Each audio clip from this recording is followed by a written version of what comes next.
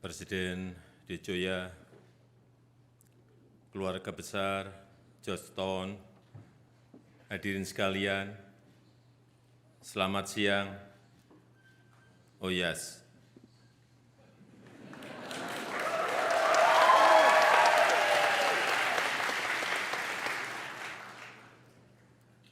Ini pertama kali saya berbicara di sebuah universitas di Amerika, dan itu adalah Georgetown University.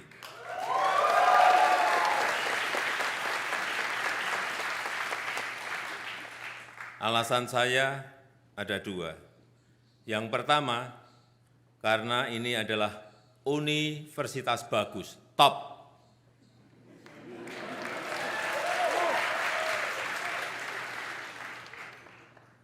Tepuk tangan untuk Georgetown Uni.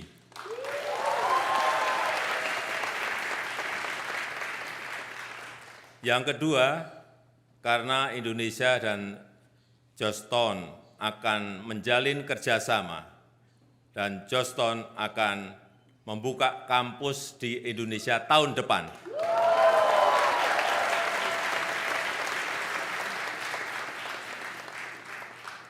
Semoga tidak mundur.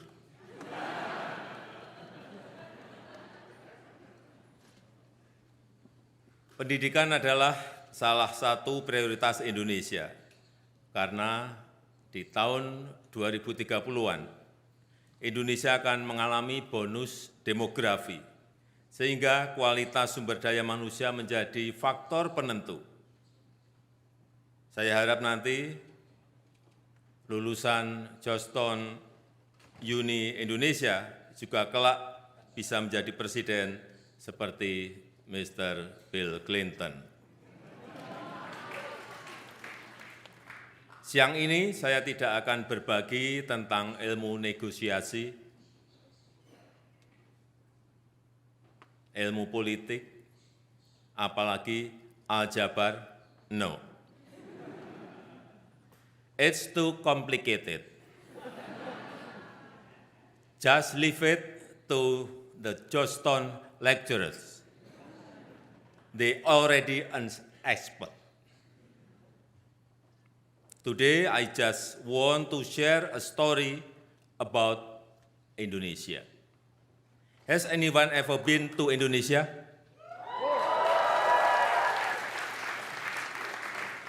When? Good. Tahukah Anda bahwa Indonesia memiliki lebih dari 17.000 pulau?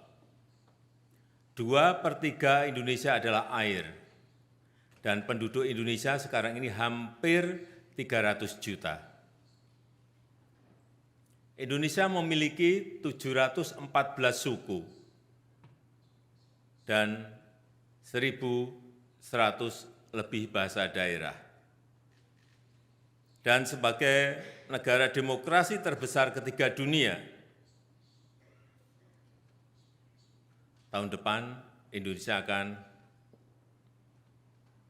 ada pemilu, pilihan presiden dan legislatif atau parlemen, dan kemudian di bulan November akan ada pilihan gubernur, bupati, dan wali kota.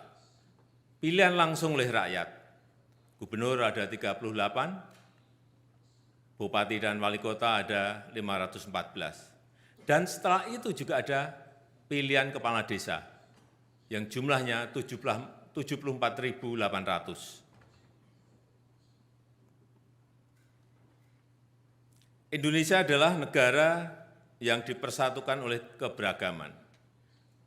Bagi Indonesia, perbedaan dan keragaman adalah anugerah.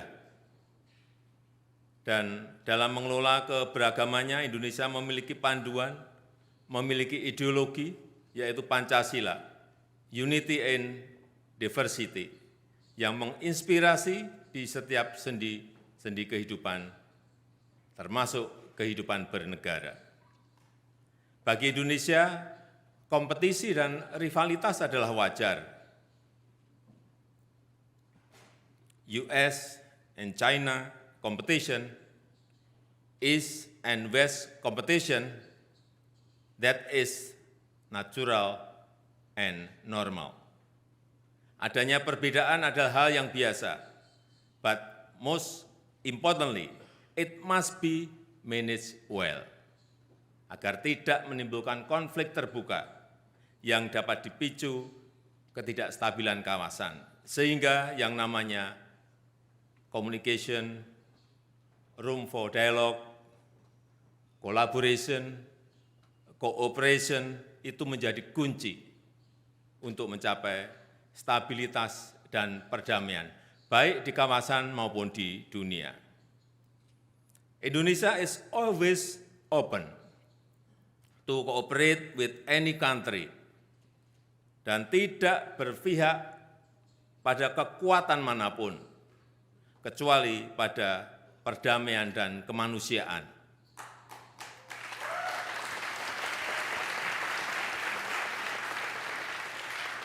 Itulah prinsip yang kami bawa di keketuaan Indonesia di G20 dan di ASEAN, yang dijalankan dalam situasi dunia yang terbelah dengan rivalitas yang sangat tajam dan geopolitik yang memanas. Still, praise to God, keduanya dapat diselesaikan oleh Indonesia dengan baik. Kemudian banyak yang bertanya, how could it be? How to? Then I want to tell you, the key is listen and play a bridging role. That's it. Kadang kita sering lupa mendengarkan, lupa memahami kepentingan pihak lain, karakter bangsa lain, terutama ini untuk negara besar dan negara maju yang sibuk memaksakan kepentingannya dan tidak jarang disertai ancaman, padahal dunia tidak sedang baik-baik saja. Instabilitas terjadi di mana-mana. Perang di Ukraina belum selesai, sudah muncul perang di Gaza, dan setiap menit, 10 menit, satu anak terbunuh di Gaza.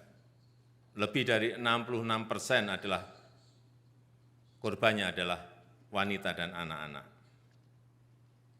Human life seems meaningless, but for me, every life is precious. This is a humanitarian problem, dan untuk menghentikannya, yang dibutuhkan adalah global solidarity, global leadership yang memprioritaskan kemanusiaan. Ada sebuah kutipan dari Presiden Abraham Lincoln,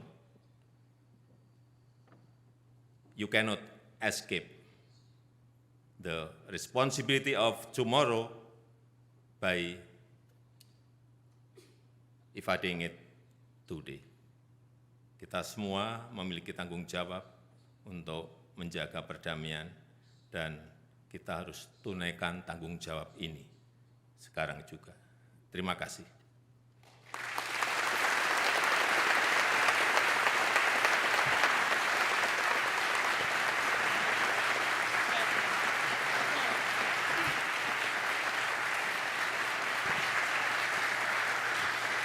Please welcome to the stage the Dean of the School of Foreign Service, Joel Helman.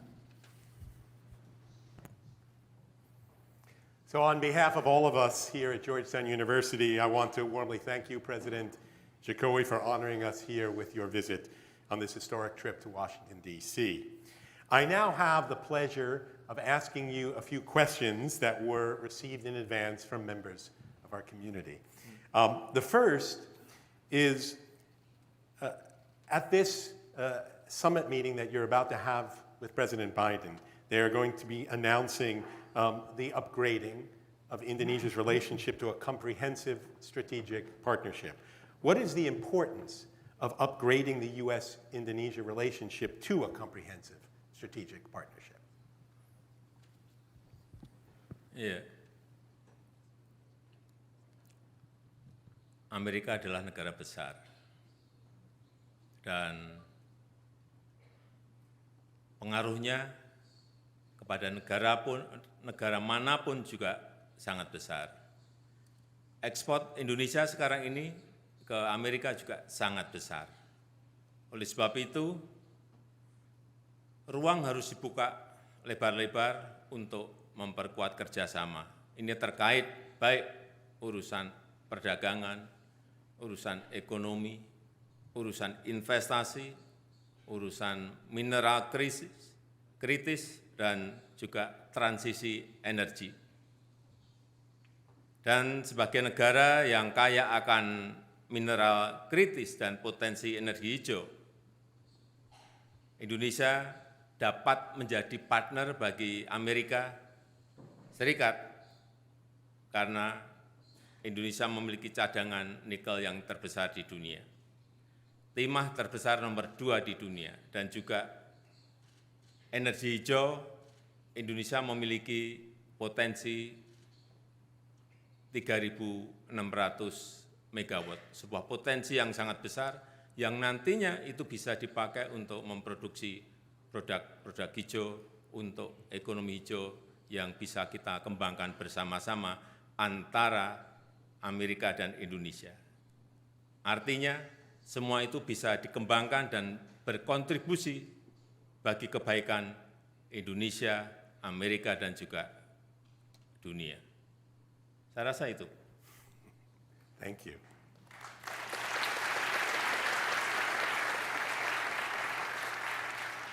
Under your leadership, Indonesia has embarked on an ambitious plan to move the capital city to Nusantara. How will this new capital city be designed to address issues such as sustainability, livability, and economic development? Iya,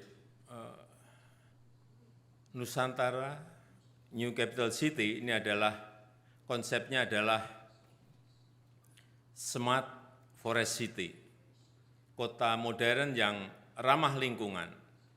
70% adalah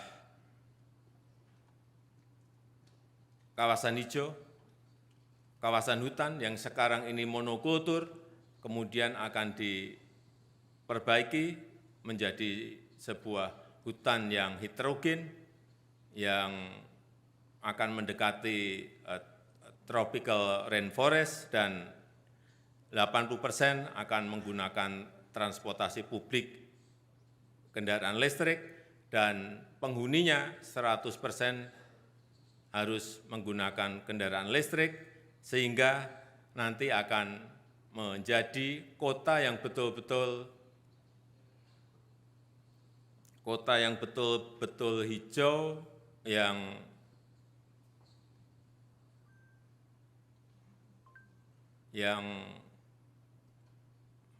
layak untuk dihuni bersama-sama, sehingga yang pertama dibangun di ibu kota Nusantara adalah, yang pertama kita bangun adalah Nursery Center, Botanical Center, yang setiap tahunnya menghasilkan bibit kurang lebih 15 sampai 16 juta bibit, yang itu nanti akan ditanam baik di ibu kota Nusantara maupun di Pulau Kalimantan, sehingga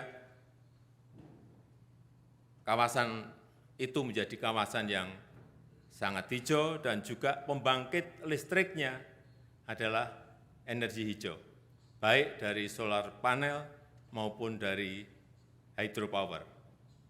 Dan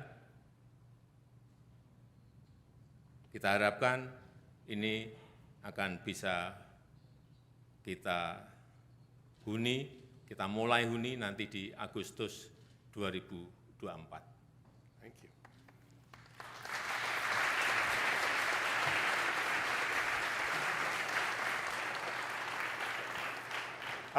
I'm now pleased to present you with a gift on behalf of the entire Georgetown community. You know what a Hoya is. You mentioned it in your opening remarks. And we, because we're beginning We hope a long relationship with the Republic of Indonesia, and we appreciate your support. We wanted to make you an honorary Hoya, and the best way to do that is to make you part of our basketball team.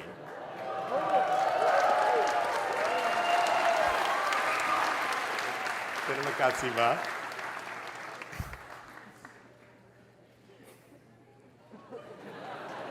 You got to get the other side, yeah.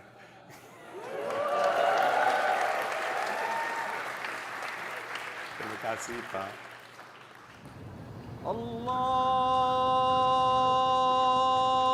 الله أكبر الله أكبر لا إله إلا الله.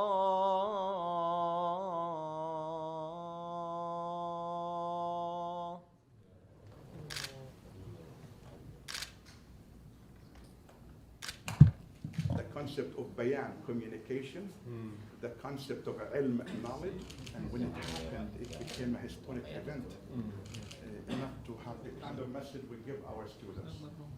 At Georgetown, we have about 700 Sunnis, and this is what you see in this masjid. We bring all Muslims together.